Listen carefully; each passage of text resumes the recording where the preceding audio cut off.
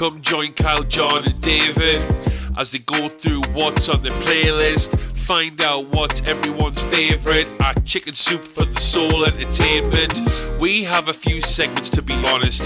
In and out points, no celebs and the gossip. Back in time where we're talking about the big M's, coming attractions, what the cue. Quick checks, who'll be laughing? You abundantly. Welcome to Dual Redundancy. Yes, welcome to Dual Redundancy, the only podcast we can hear all latest in television, entertainment, news, and too many else with exactly the same opinions. I'm one of those hosts, David Allen, and another one is... John Berwick, and the third one is... Kyle Bridger. I would say that I'm the Flamin Hot to John's White House plumber because he's the fixer in this operation. Also makes a mess, Dave, too. you're just Bupkis. Bupkis. I'm doing as good as a job as they did, apparently. That's true. That's true tonight. We're 2 minutes in, and already I'm seeing the issues. I'm seeing the wear and tear. It's been a few weeks. Yes, but we're back tonight. We're talking about all three of those properties. We got a bunch of segments tonight. We have this first one, which I can't remember what it is. John, what is it? In and out points.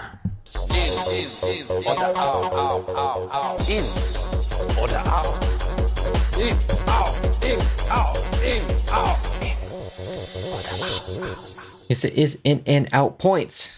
And our first one, it could have been a what the cue, but I won't do that to John. I won't surprise him like that. It's an in and out point tonight. It's day 13 of the Writers Guild strike.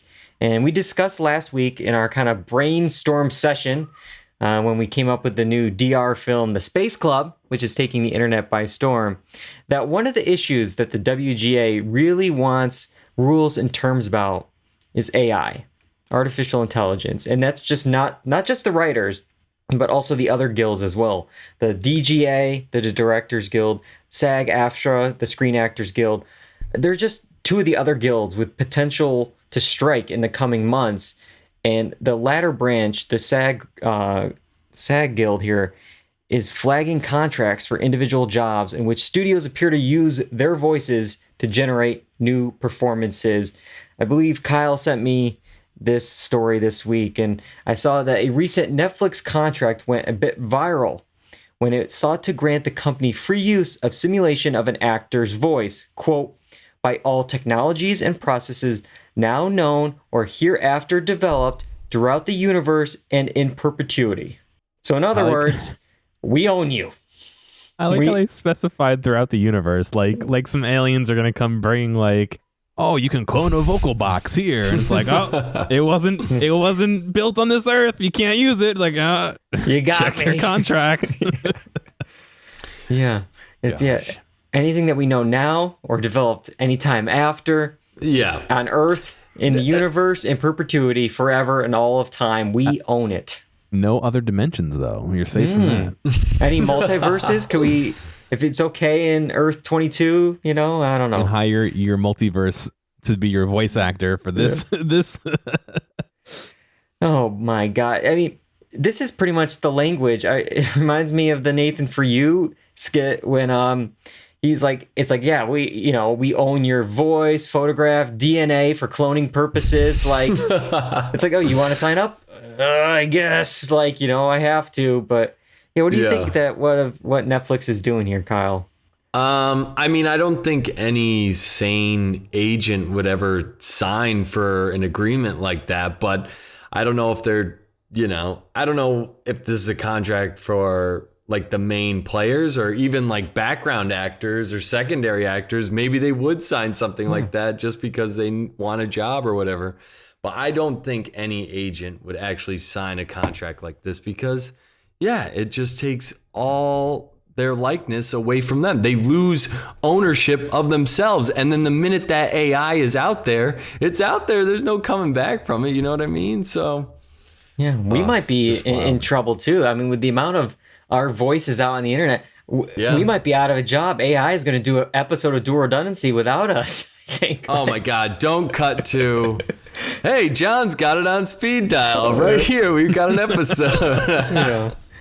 Yeah, but I don't know. Netflix said like language like this has been in contracts for years. Like it's allowed the company to make the voice of one actor sound more like the voice of another in case of like a casting change between seasons of an animated production, which is like, I like how they're like, well, actually, we've had this forever. This is, it's like, I don't like this either. I don't like, your excuse doesn't sound great here. Like, okay, so one actor does season 1 of a show, and then you're like, yeah, we're good. Let's just replace this actor. We got enough. We'll just do it costs too much money. You're asking too much for season 2. We'll get another actor that does your voice, and then, or maybe we'll just get a computer to do your voice because we have it's just. Tom Hanks' brother will do it. That's it. Yeah, but I don't know. John, should we be worried? I mean, I think it sets a bad precedent, because how long before you sign up for something and it's, oh yeah, we can use it in our next movie too, because we used you in this movie and you're the character, and then you're out of a job because they just make you like they made those people from Star Wars that had passed, and they CGI them in. It's like, how long until that happens to someone who's alive and maybe wants more money? They're asking for more than Netflix wants to pay, like that's tough. That's tough. Yeah, I just think the unions are already kind of so far behind on this because this AI developed, like there's AI developed commercials. There's one with Charles Barkley, and I mean, he probably signed off on his likeness being used like that. But what I'm saying is, like, if a union wants to, be in control of things, they can't really be in control of things if it's already happening and nothing's in their contract. You know what I'm saying? It makes no sense. Yeah, John, you brought up the Star Wars stuff, and it's like we saw it with like Princess Leia, I think Tarkin in Rogue One. When these characters die, it's like they can be used later on because they have the technology. I remember hearing like when Donald Glover was promoting Solo, it's like, I had this full body scan where it's like they have like my face, dimensions, everything about me in this computer now. And it's like, they said they won't do it right now, but who knows, 10, 20, 30, 50 years from now, it's like, oh, well, we can have Donald Glover as a young Lando, in 2063. Like, I don't know. Legally distinct Donald Glover. Yeah. Yeah, and I mean, I think you got to look to video games as like a big part of this, because with the imaging stuff that they can do on actors, and these are high profile actors they get for some of these video games. So, I mean, some of these high profile actors already have their likeness already there that's AI generated or computer generated. So pretty wild. Yeah. But it's cool. It's cool to see when it's done well. It's just freaky. Yeah, it's freaky. It's scary. It's exciting. It's everything. And Netflix is not the only group. Disney as well is, involved with AI. CEO Bob Iger was asked on an earnings call this past week about AI. He said, quote, "It's pretty clear that AI represents some pretty interesting opportunities for us and some substantial benefits. In fact, we are already starting to use AI to create some efficiencies and ultimately to better serve customers. Getting close to the consumer is a real goal of ours, but it's also clear that AI is going to be highly disruptive and could be difficult to manage, particularly from an IP management perspective." And he goes on, and then he also says, "I'm not prepared to be more specific."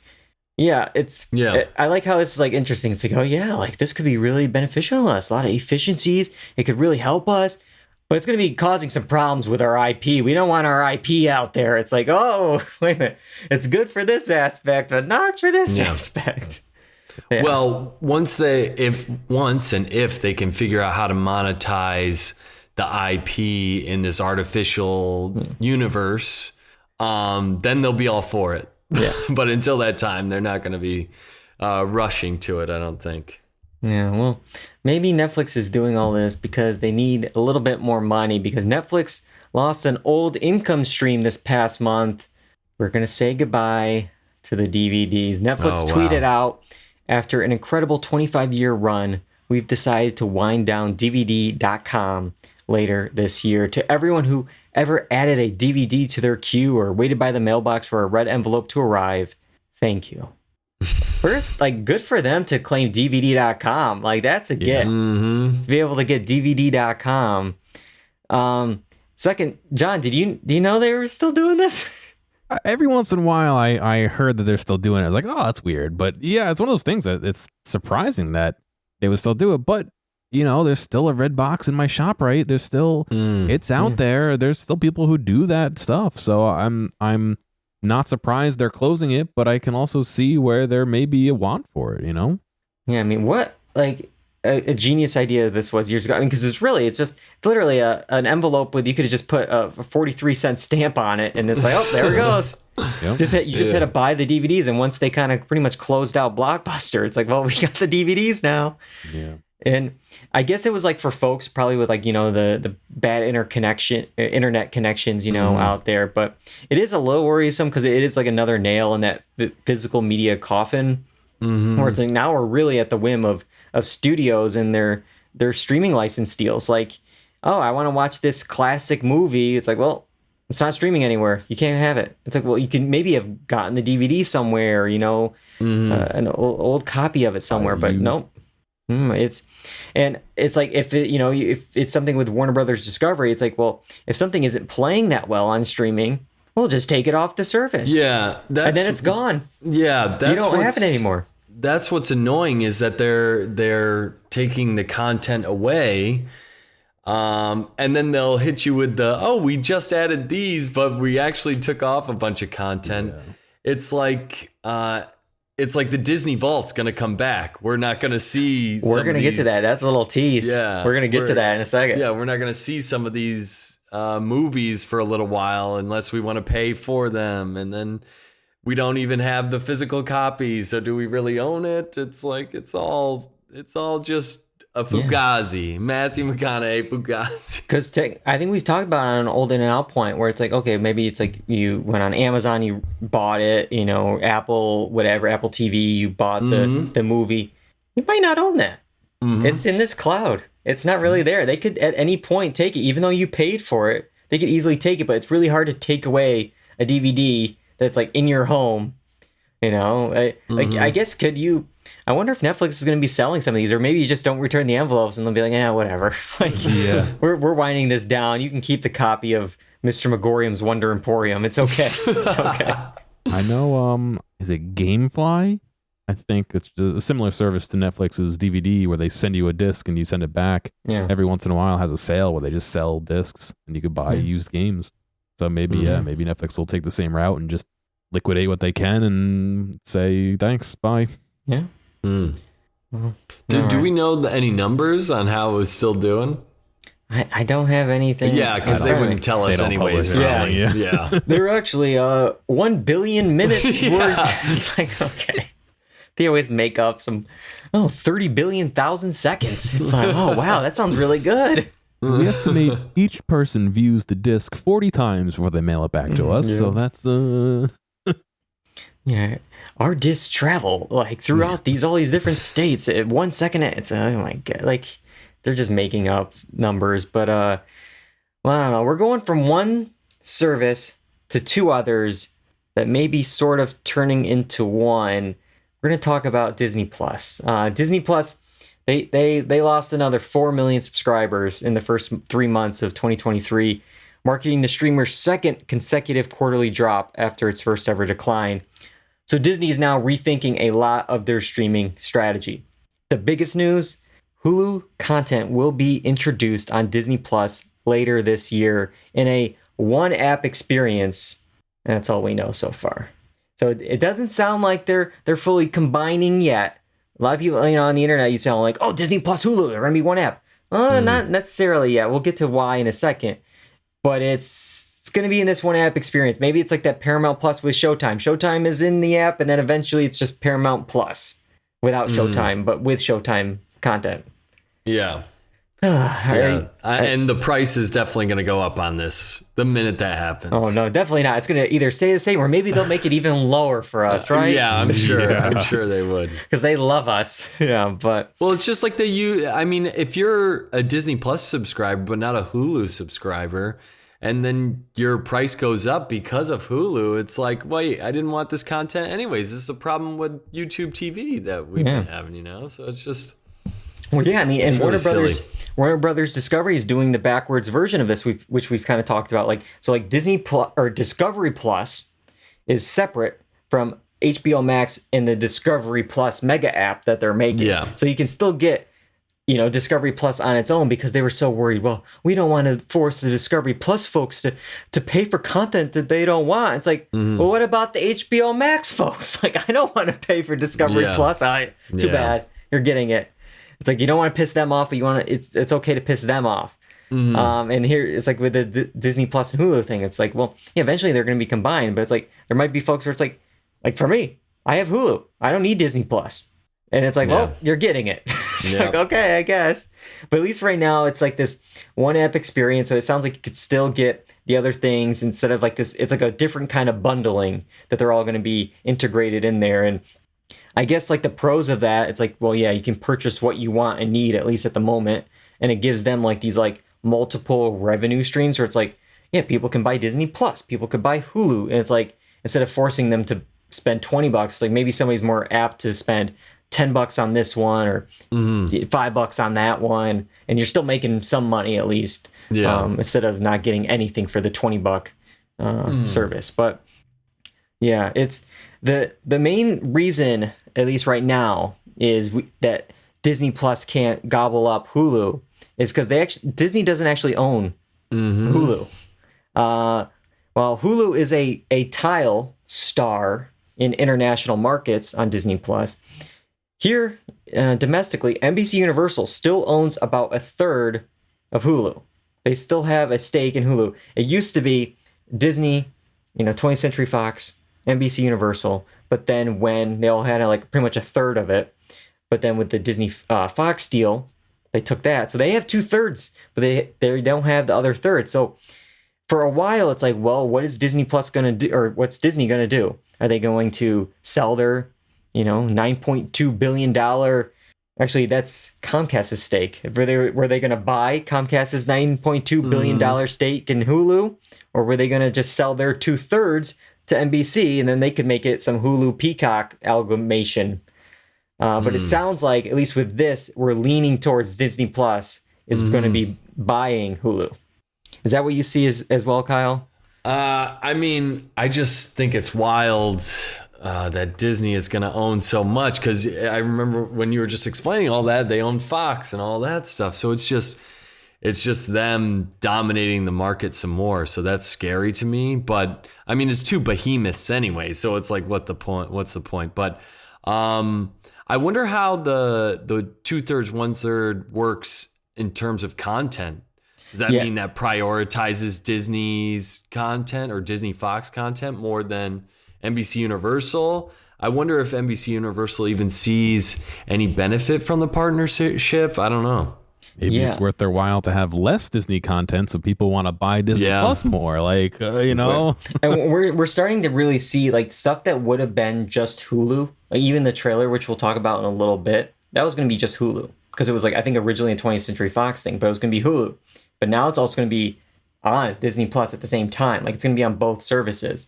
And they've been doing that a lot with more maybe their teen adult content. Yeah. Like they're letting it go on Disney Plus to kind of get people started getting used to that Hulu content on Disney Plus. But yeah, the whole thing, Hulu's been a nightmare. We've talked about it.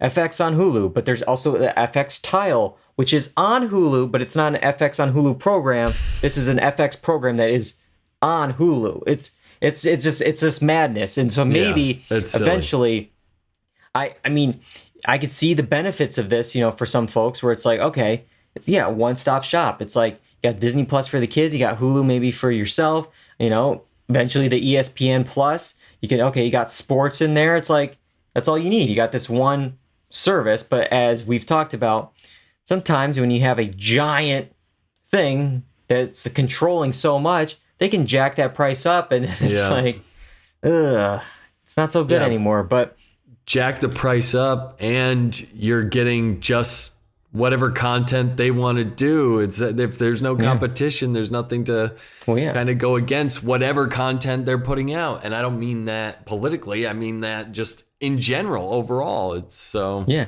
So there's probably folks out there that are excited to get, this all one app experience to watch all their favorites, but not so fast. The CFO said, quote, we're in the process of reviewing the content on our DTC services to align with the strategic changes in our approach to content curation.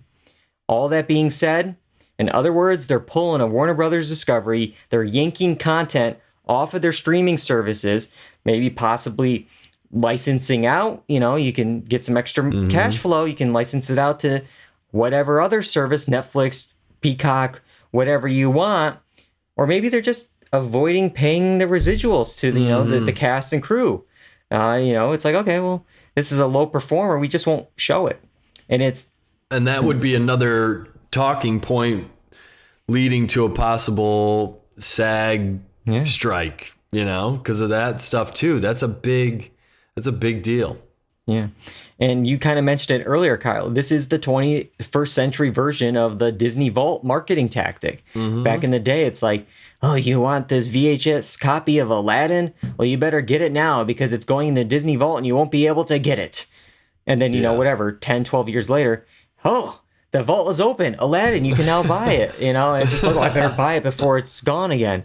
Yeah. This is what it is. It's like, oh, you better get your content when you can, because it might be back in the vault. And I don't know. But it's not only less of the old stuff, but it's also going to be less of the new stuff. The CFO also said, going forward, we intend to produce lower volumes of content in alignment with this strategic shift.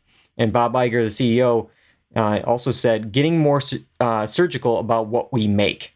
Well, hopefully that would mean better content. But, hopefully.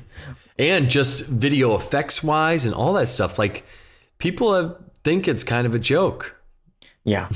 I mean, we've talked about the stuff with Marvel and Star Wars and the CGI and all the post-production houses just being overwhelmed with the amount of content that people are asking for and wanting, especially coming from Disney Plus, just alone. It's just, there's just way too much stuff. And, Bob Iger, again, had this long statement where he says, quote, when you make a lot of content, everything needs to be marketed. You're spending a lot of money marketing things that are not going to have an impact on the bottom line, except negatively due to the marketing costs.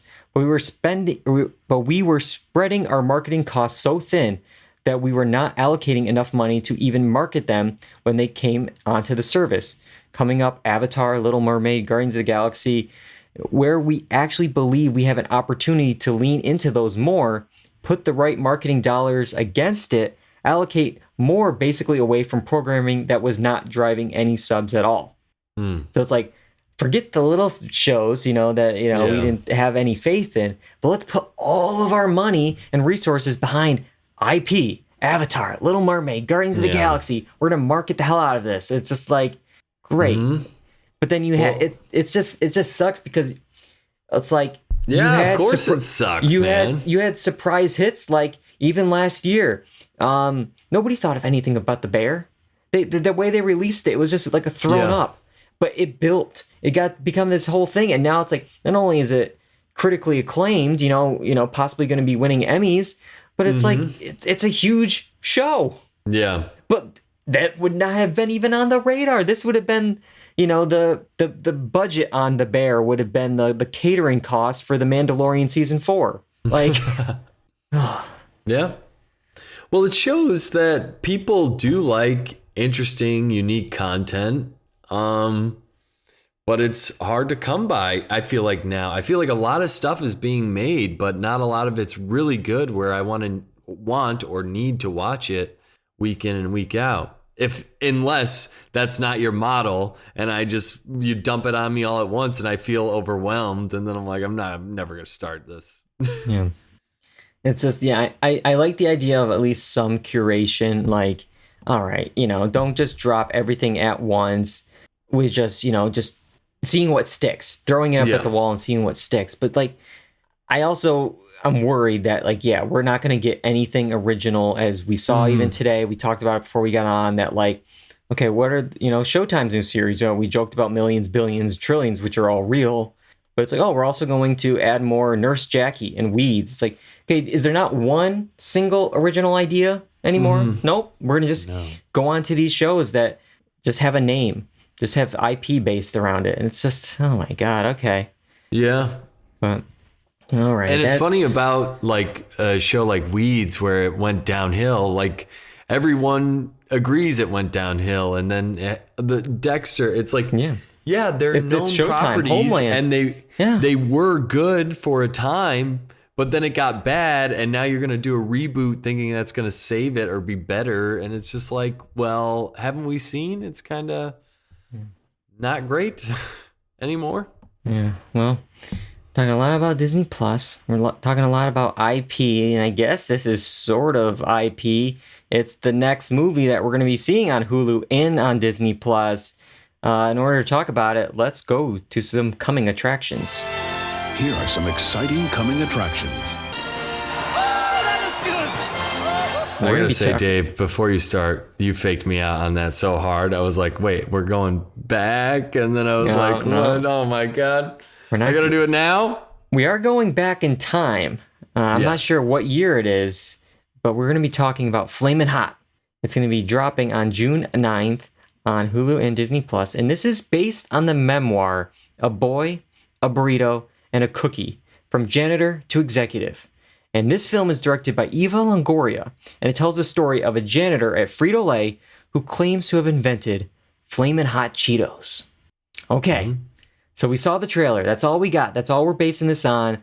John, what do you think of Flamin Hot? It looked okay. I don't think I'm going to be running to go see it, but it looks interesting. I don't know. I'm kind of lukewarm on it, I guess. Yeah, lukewarm. That's not the spice level that they're looking for. They want it to be, what is it? What is like it's like a hot. Is it a good hot? Like, is good it too hot? Yeah, bad hot. Yeah, I mean, it's not a bad hot, but it doesn't hurt. It's a Cool so Ranch. Good. Yeah, I'm in the Cool Ranch zone with it right now. All right. But I'm with you on this. I feel like there's been a lot of movies recently on products, on It's just you got Air, you got BlackBerry, you got Tetris, you got all these things, and now we're doing this now on Cheetos, and it felt, watching this trailer, a bit like more on the formulaic network TV movie paint by numbers side. Like the whole movie, I feel like was boiled down into that trailer, and that was almost enough. And at least I didn't watch it yet, but in the trailer for Tetris, it looked like there was like Russian spies involved. It looked like espionage. And I'm like, oh, okay, wow, that's a lot going on, with this creation of that story. But is there enough there, Kyle, for you in Flamin' Hot? I mean, it depends on the full story. I think we'll have to see the film to get it. But I agree with you, Dave. I think we saw the whole movie in this trailer, and that's what might stop me from watching it, because you said it broke it down bit by bit, and enough to bring back who I think is the star of this trailer, that little kid, and they get a couple of jokes with him, and he tells from his reaction, we get what's happening here. So it's just that kid's the star of the trailer. But I am interested, but I don't, like John, I don't need to watch it day one for sure. Yeah, the movie's just over 90 minutes. I'm looking at it that makes it a plus for me, though. Yeah, that is true. That is true. It's half of what most movies are nowadays. It reminded me, even in the opening, it's almost like a bit of the Goodfellas, where it's the first person VO, complete with that pause. It was that meme where it's yeah, that's me. You're probably wondering how I ended up in this situation. It's just oh my God, it felt very old school movie, and it's what year is this? And I don't know. Maybe they're doing that on purpose because it is back in that time, maybe a certain time period, I guess. Maybe. But and there's some casting choices. I feel like there's nobody in this film, at least for me, that's a recognizable A-list. There's some that are, you got the Allstate spokesperson Dennis Haysbert. He needs some money from, maybe there wasn't as many commercials recently for him. You got Tony Shalhoub, Monk. You got Matt Walsh. I saw Bill Oakley for a second there, John, from Better Call Saul. Mm-hmm. So it's you have a lot of all right, I like these guys, but it's not Matt Damon and Ben Affleck in Air. That's not enough to make it a must see. Is what it boils down to. Yeah. So it just felt like watching it. It just felt pretty formulaic. And I'm still intrigued by it. You know, it seems like a nice family story, but it just seems it's not like must see. And it like this definitely is a streaming Hulu Disney Plus movie. This is not for sure. But I mean, at 90 minutes, it makes it more tolerable. I mean, you could watch it probably within the first few minutes and get a feel and be like, yay or nay on this this thing. And then maybe if you watch it, the story hooks you and you may enjoy it. Who knows? But yeah, we'll see though, because as we said, in 2 minutes we feel like we saw it, and I almost think this needs to be one of those things where it's like maybe even like a TV movie, 45 minutes, an hour with commercials or something. Like I don't know. Do we have really enough here for like how many? Because you can't like when they're cooking and figuring out how to make the Flamin Hot Cheeto recipe, it's like that'd be a great montage, but you really need the time. Like you need to stretch this out. Like we have to see every step here because you're not going to be able to just montage it up and be like, oh, here's the final product. Yeah. We need the real estate. But so that's Flamin Hot. That's going to be dropping on June 9th on Hulu and Disney Plus. So that's what we've talked about it. Like they're sharing some of their assets here. They're kind of getting you ready to expect more stuff on Disney Plus. But it's not Hulu on Disney Plus. No. It has nothing to do with FX with this one. I believe it might have been a 20th Century Fox film, which the FX probably has something to do with Fox. But again, it's, It's 2/3 Hulu on Disney Plus. Exactly. The first hour is... yeah. And another 40 minutes is NBC Universal. All right. That is it for Flamin' Hot. We're going now to go really back in time, so send us back. We're back, baby. Gotta get back in time. All right, we are back. And we're talking about White House Plumbers, the series premiere, The Beverly Hills Burglary. And it was May 1st when this actually dropped. Since this recording, actually, episode 3 will be airing in the next hour or so on HBO Max. Or actually, in a week, it'll just be Max. I got to get all my terms right. Everything's changing here. At the time of airing, this is currently HBO Max. Exactly. But this tells the story of Watergate masterminds and President Richard Nixon's political operatives, E. Howard Hunt and G. Gordon Liddy, played by Woody Harrelson and Justin Theroux. They accidentally overturned the presidency that they were actually trying to protect. So it's a real life story here with two real individuals.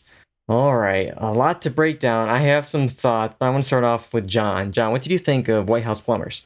It was okay. Another Cool Ranch rating. Maybe a little bit better than Cool Ranch, but not much. Is this how we're rating our films now? Yeah. Cool by Ranch, Dorito flavor. nacho cheese, spicy hot. Yeah, I mean, I can see what they're going for.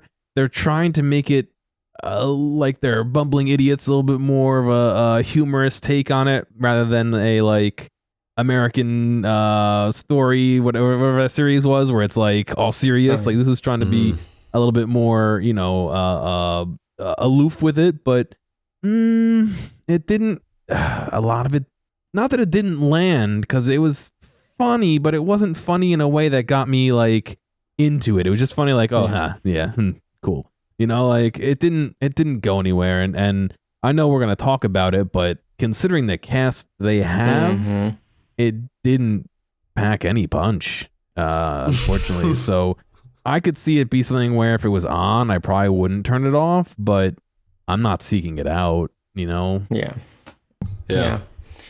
I agree. On paper, I think this thing should have worked.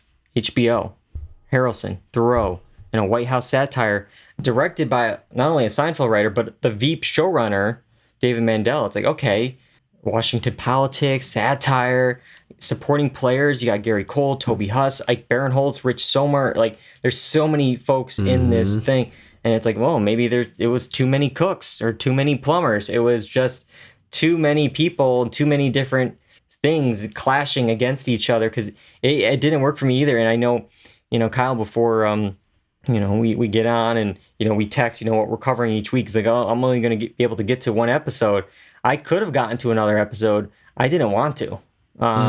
So when you said you only saw one, that's all I saw too, and which is unfortunate. I was really looking forward to this. Obviously HBO has a lot of faith in it. They're premiering it right before the Emmys eligibility timeline. Got big stars in here, a lot of promotion, but it just I have some issues with it. And before I get to them, I want to hear what Kyle thought of it. I totally agree with you guys. I had total mixed feelings about this show, which is sad because they're all perfectly fine. But that's what it is to me. This whole show is just fine. Like it's good, and the writing can be clever, but the jokes don't hit like they're not laugh out loud funny. There's some moments that are funny, and I like Woody Harrelson and Justin Theroux, but it's just it can just be just perfectly fine. Yeah, that's like really the only way I can describe it. I mean, the production elements are there, but I think with the story, I think we're somewhat all familiar with the story, and it doesn't seem to lend itself to any kind of governmental stuff, that we haven't had before, or that we haven't seen done in TV 100 times before. So we know the story. It's like, why are we doing it? We know everything. You know what I mean? Yeah, I'll say there's like some stuff I really know with Watergate, and there's other stuff I don't know at all. And I feel like there's stuff in this show I'm like, wait, what are we doing here? Like, what was this mission? What were like, I almost needed like the Michael Scott dumbed down, like tell me like I'm 5 version at points. But then there's other times where like with this, like these guys are 5-year-old Michael Scott, like bumbling characters here. And there's points where I never really connected with our two leads for, I guess, multiple reasons. Some more superficial than others. But like, first I'll just say the accents. Like, I found Woody the most distracting, even though Justin Theroux is like more, his accent's more absurd to it. But like, maybe it's just because it's Justin, he's behind a mustache. I don't know. Yeah. But I feel like Woody is like just doing this kind of like growl Batman voice. Like, it's just very like, I just can't see it. Like, it's just not connecting. It's just not working. It almost feels like it's 80 yard. It's like it's not right. And so you got that.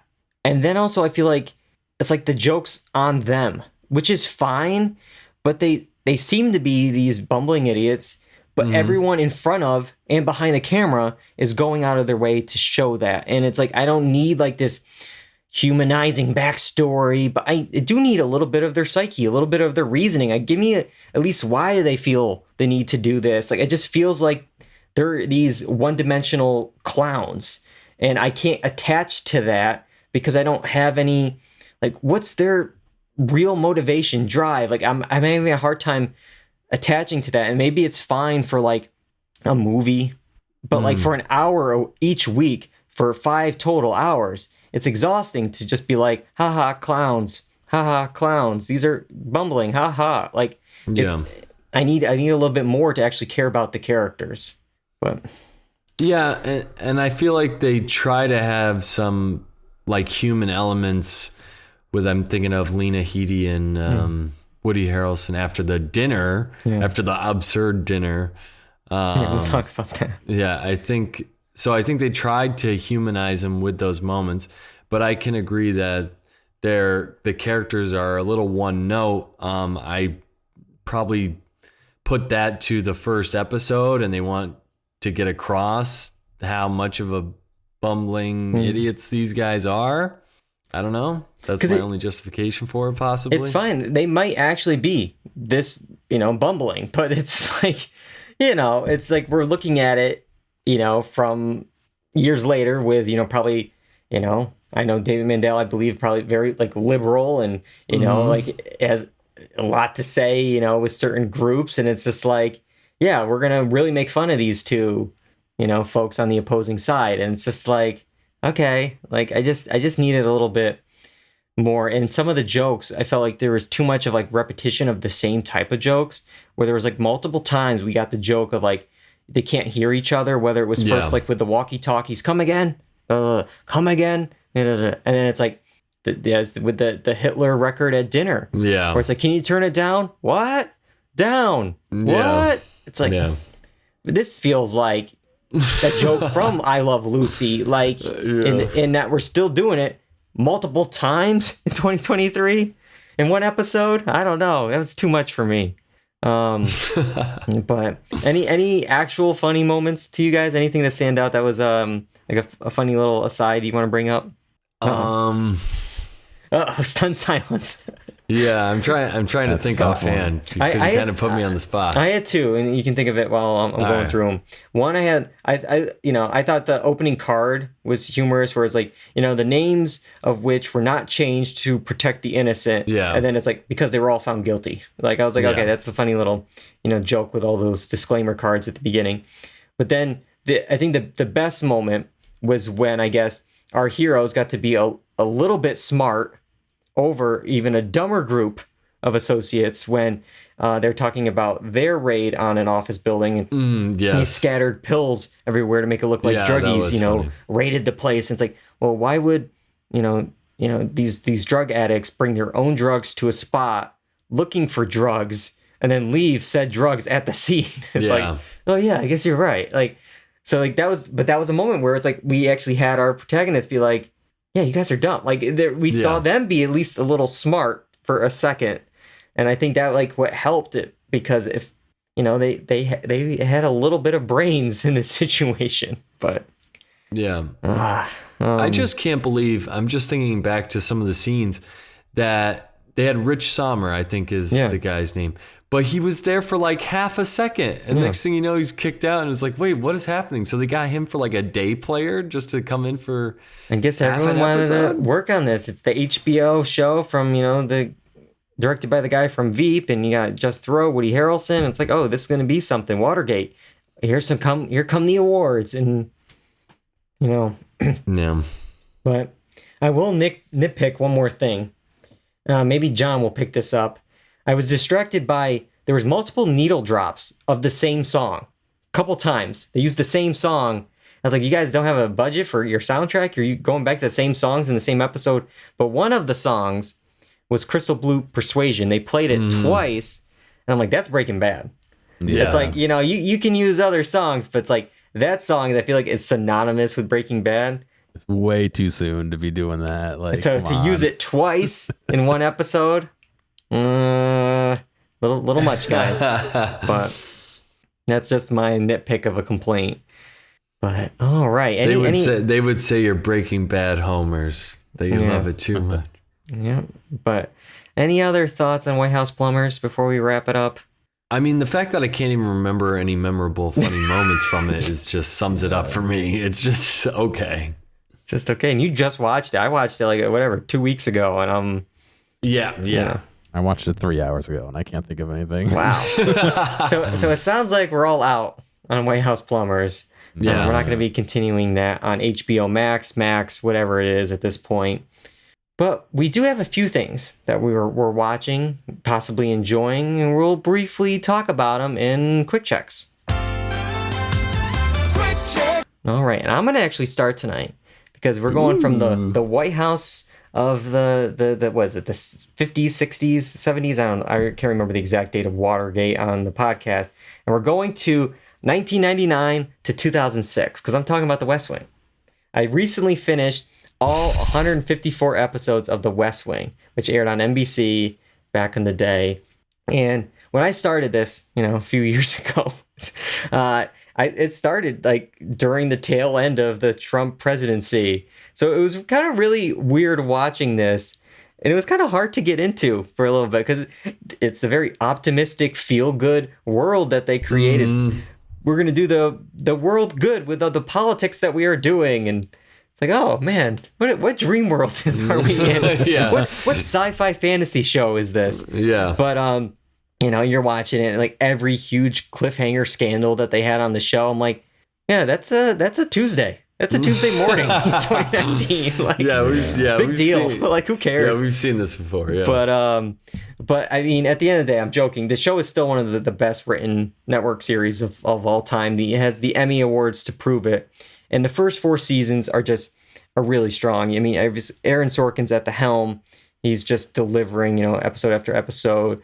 You got this great ensemble cast, and he leaves at the end of season 4, and you can really actually feel it in season 5. Season 5 was the hardest season to get through, and maybe it's just, you know, they're trying to figure out what they want to carry over. You got new showrunners involved, and it's also like they're in this post 9/11 world where, you know, 24 was such like a strong ratings performer at the time that it's like I feel like they really kind of try to lean more into like the foreign policy stuff, which I don't think is their strong suit on the show.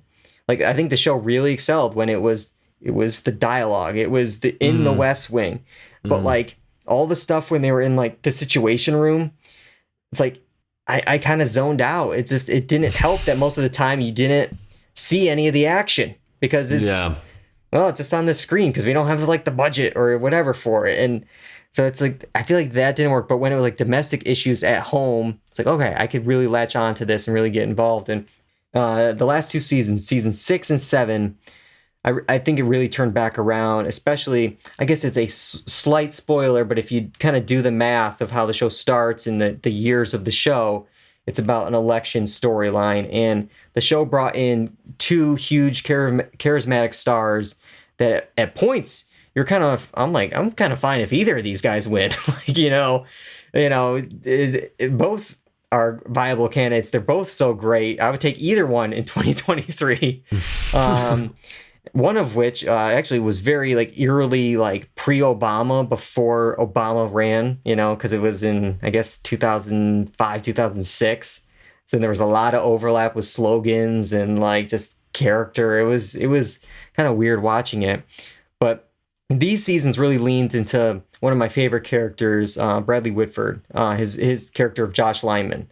So maybe because they really leaned into that character, which I really like, it really helped to make those last 2 seasons really exciting for me, especially you got the election storyline. There was a lot. There was points in those final 2 seasons where it's like, we weren't even in the West Wing. We don't even have, outside of like maybe 2 people in the opening credits in this episode. Like, where was Martin Sheen? Like, it almost was like pivoting in a way. It's like, well, maybe after the Bartlett administration, maybe this could be the show. Maybe we could go this way with these different actors. And so, with all that being said, since it was such a big ensemble, some characters definitely got the short shrift towards the end. You know, I can think of Josh Molina's Will Bailey. They kind of fumbled and didn't really know what to do with after Aaron Sorkin left with that character. By the end, Richard Schiff's Toby, they kind of, you know, I could see why he's was unhappy with some of the stories he got towards the end. But I'm glad I stuck with it. I definitely, you know, it was like some highs, some lows, but overall very high. And one of the things I did was I listened to the West Wing Weekly podcast to go along with it. They did this podcast, you know, episode by episode, and I would actually really recommend it because I feel like with some podcasts, you know, not this one for sure, but some podcasts like The Office Ladies or like some of these, there's so many ones now about like, you know, oh, I was on this show in the 90s and now there's 2 actors from it and let's talk about it. There's so like, pretty much every show has this now. And I feel like on most of them, they're always like, this person was so great. It's so great. Oh, this storyline, amazing. And it's just like, it's very like, I don't know, too optimistic, too positive about everything. But the West Wing will be like, you know, yeah, this was a good episode. And they'll say why. Or no, this episode just doesn't work. Or this doesn't hold up. Or like, yeah, what was going on with this choice? This doesn't make sense. Like, it was actually critical. And you had, you know, Josh Molina, one of the actors on the show, was there. So, you know, he wasn't like, you know, the star of the show in every episode, but he was there on set, supporting player, to know all the ins and outs of what's going on. And they got a lot of the cast involved. So it was kind of cool to actually listen to it through like a critical lens as I was going along. But yeah, so The West Wing, it's on HBO Max, which will now be Max soon. Check it out. 7 seasons, 150 some episodes. That's it. I just always remember there being a lot of concern about speeches on that show. Yeah.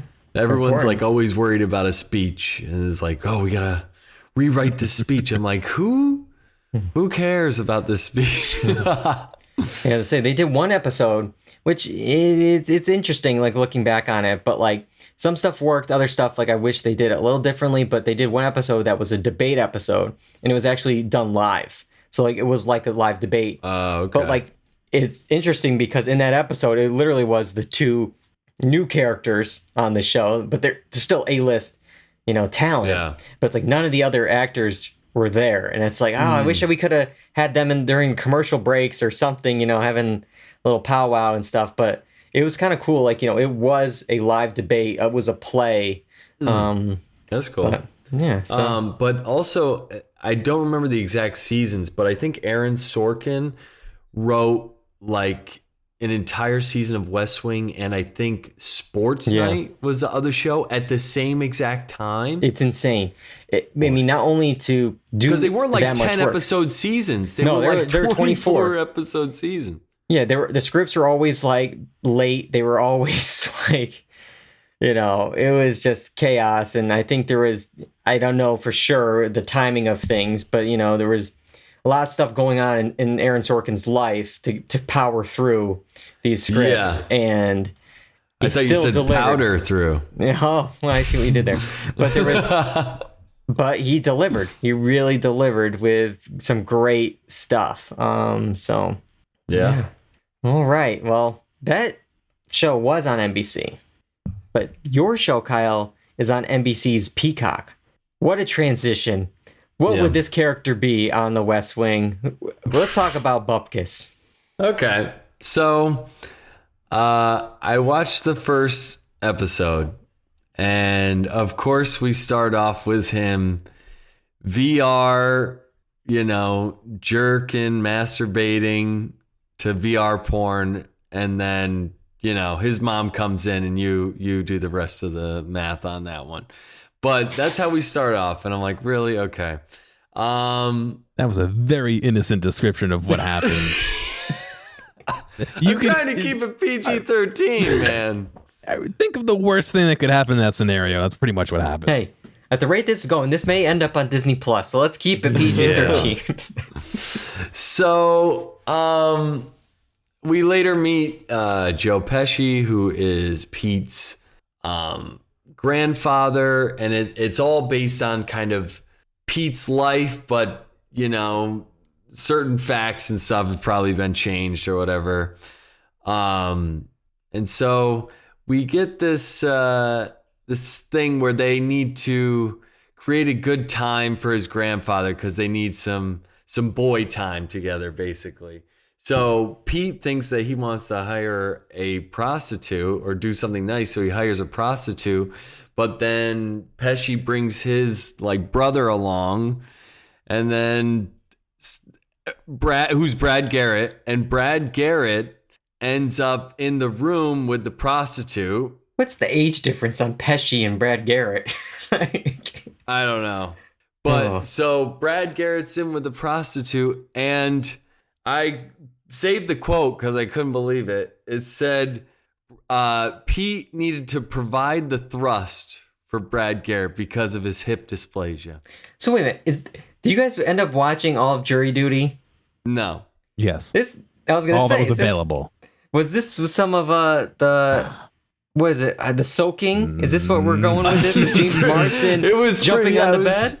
It was pretty much that. Yeah, pretty much that. Oh my god.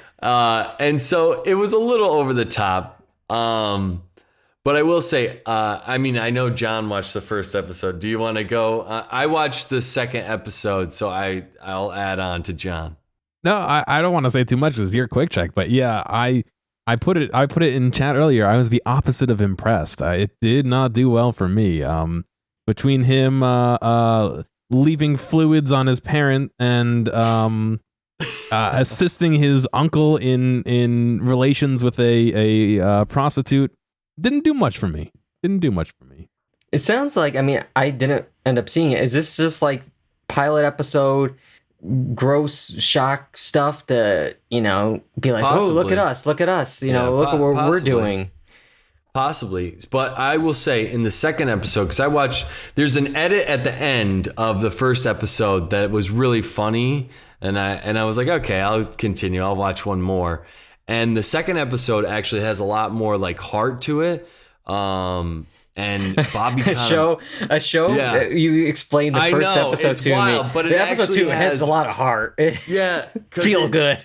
Well, the thing is in the second episode we get a younger Pete who has to go to like his aunt's wedding 20 days after 9/11, after his dad had just died. So it's like all this comedy is happening, but it's under like extreme bad circumstances. And then we get Bobby Cannavale, who's just fantastic in this episode. And there's 2 jokes about music in the second episode that are perfect. One is about Cotton Eye Joe, and this next one is about Creed, because his uncle, who's the groom, needs a second to like, go do whatever. So he brings Pete along and puts him in a car, and you can tell he's kind of having a hard time because he's doing like coke or whatever. And he turns around to Pete, and Creed is on. And he's like, I don't care what they say about Creed or that Christian stuff,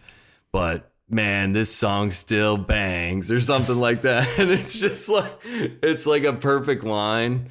And so we get a Creed joke and a Cotton Eye Joe joke. And I thought the second episode just had a lot more heart. And I enjoyed it a lot more than the first episode, for sure. And then at the end of episode 2, we get actual photos of the wedding event and Pete when he was that younger. So there's a lot more to the second episode than the first one, for sure. Interesting. I really wonder if it was kind of like first episode, the shock and awe of it, to get people like, ooh, look at what we're going to do. Because like, if you start off, I mean, it sounds like the second episode was a much better episode. So I really liked it. Yeah, it was good. So it's an interesting thing that they did here. Yeah, you mentioned there's obviously a lot of comparisons. I mean, this is kind of Pete Davidson's life here. You got the Larry David Curb Your Enthusiasm kind of aspect to this, playing like a version of himself, but a lot of the details are the same. Do you think there's enough of a life story here? I mean, I think he's 29 years old. I mean, he already had a feature film made about his life. Is there enough, I think, here for a series, you think, Kyle? I mean, sure. It seems like he leads a pretty wild life, and I think in the show he has some kind of drug addiction later. So I don't know. Maybe we'll learn more about him. Maybe it'll be more humanizing for Pete. I don't know. Yeah, we can learn about his boat purchase. Oh yeah, the Staten Island ferry. Maybe has Colin Jost been in an episode? Yeah, I see this cast, and it's like Bobby Cannavale, as you mentioned, John Mulaney, Ray Romano, Charlie Day, Al Gore. Okay. But I mean, even Joe Pesci, I am shocked. He's in this. I mean, Marty had to beg him like with Robert De Niro, please do The Irishman. Please come back from your retirement and do this, Oscar film, The Irishman. He's like, I don't know if I want to do this. But he ends up doing it. No. And this, he's like, I'm signing up. Let's do it. Pete Davidson Peacock show. I'm in. It's just like, okay, I guess. Maybe he saw the other cast. Maybe he has a good relationship with them. Who knows? Yeah. But that's right. Like how did Jim Jeffries get Brad Pitt on his show? Sometimes these actors, they like other people. So it's like, hey, if you're ever doing something, like, I'll be in it. Yeah, I'm just picturing like Joe Pesci watching like Pete Davidson's like characters on SNL, like the Chad, okay, like that character, be like, I love this. I got to work with this man. But all right, maybe all right. So that is Bupkis. It sounds like, Kyle, are you gonna watch any more? Yeah, I might tune into a few more. Okay, all right. I mean, it's only 8 episodes, and I enjoyed the second one. All right. So that's that. John, what are you gonna end us with? I'm going to talk about Like a Dragon Ishin. I'm going to have two sides of this. One is going to be a more meta discussion, and one is going to be a more gameplay and story discussion. So, and forgive me, I have some names written down because Japanese, this game's entirely in Japanese. So they have English subtitles, but all the stuff is in Japanese and names are in Japanese. So it follows the story of Sakamoto Ryoma as he takes alternate identity as Saito Hajime, who is a real-life samurai from history, as Japan ushers in the Bakamatsu period, which is a period of growth and government change as they started opening up to other countries and allowing trade and stuff like that. So this kind of more takes place right before that and the segue into that. This game originally was released in 2014, Japan only, because again, it's very heavy Japan history, and they kind of thought US wouldn't get it. And after being asked for 9 years to release it, they finally did. And it has kind of a little bit of a remaster. So they took the original game and they removed the rendering engine for the graphics, and they replaced it with Unreal Engine 4, which is a more modern day graphics engine. And so you kind of have this mix of a little bit older textures, but some nicer lighting style and stuff like that. So it was a very interesting effect. It wasn't a complete remaster from the ground up. It was kind of a half and half. So not something you really see super often. I think for the most part it worked. I think it let them cut a lot of development time off by reusing all that. But they also made some weird choices, like the gameplay was, for the most part, a solid 60 FPS. It had some shader compilation issues, but they kind of resolved that. But then when you went into a cutscene, they would limit it to 30 FPS, which made no sense to me. There have been some mods to fix that. Some of the mini games are timing based and thus are stuck at 30 FPS. You really can't make those 60 very easily without retiming a lot of stuff and messing with the game. So there's some weird stuff like that. I believe the console versions ran at 60, but I'm not 100% sure, so it was a weird choice.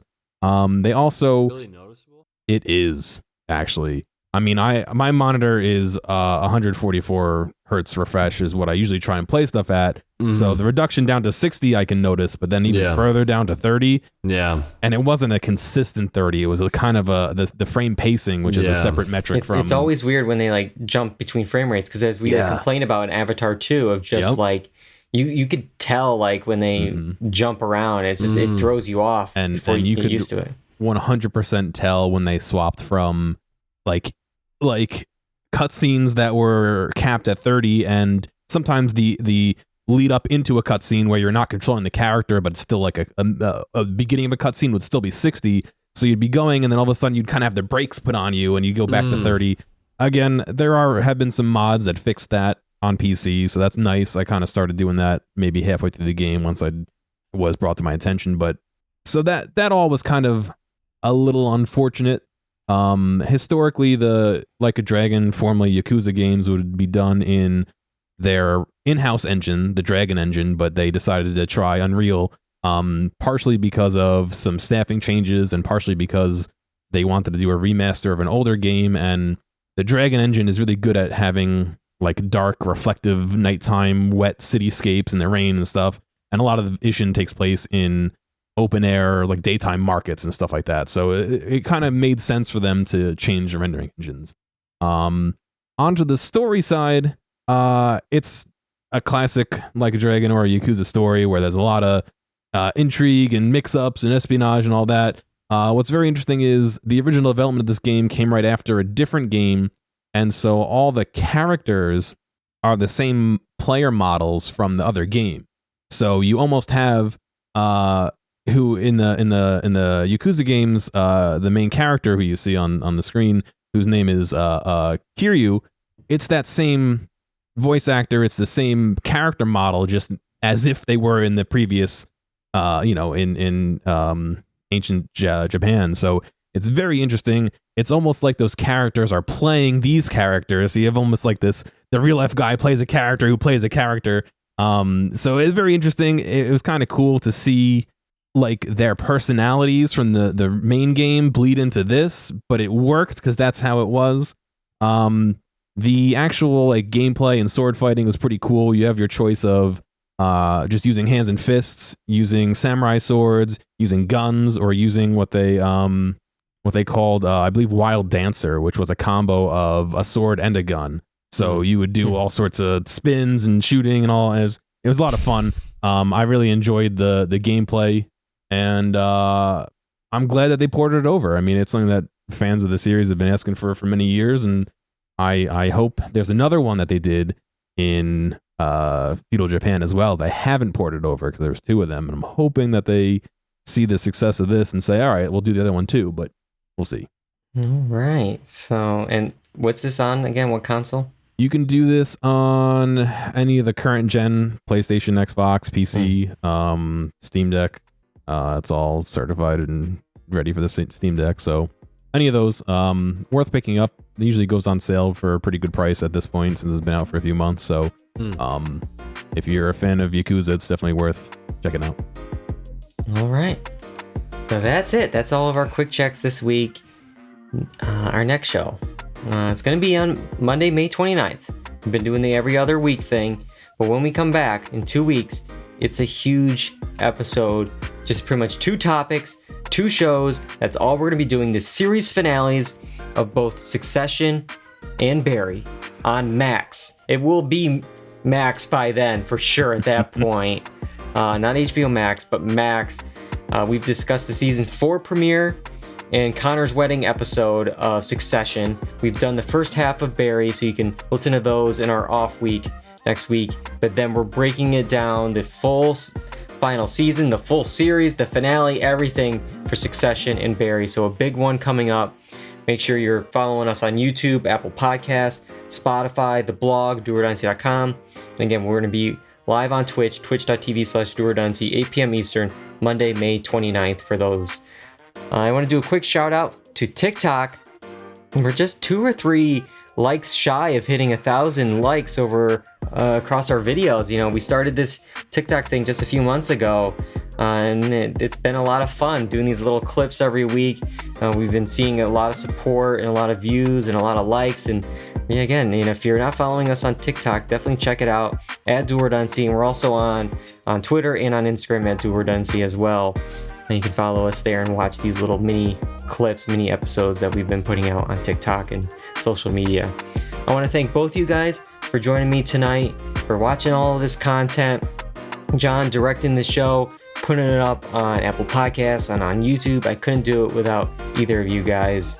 Thank you guys so much. You are the White House plumbers. You are the Dual Redundancy plumbers of this podcast. Making sure. Or not. Hang on a second. Yeah. The Richard Nixon to my White House plumbers. Yeah, great. All right. On that note, I'm David Allen. I'm John Berwick. And I'm Kyle Bridger. And that's all we got for Dual Redundancy. Goodbye, everybody.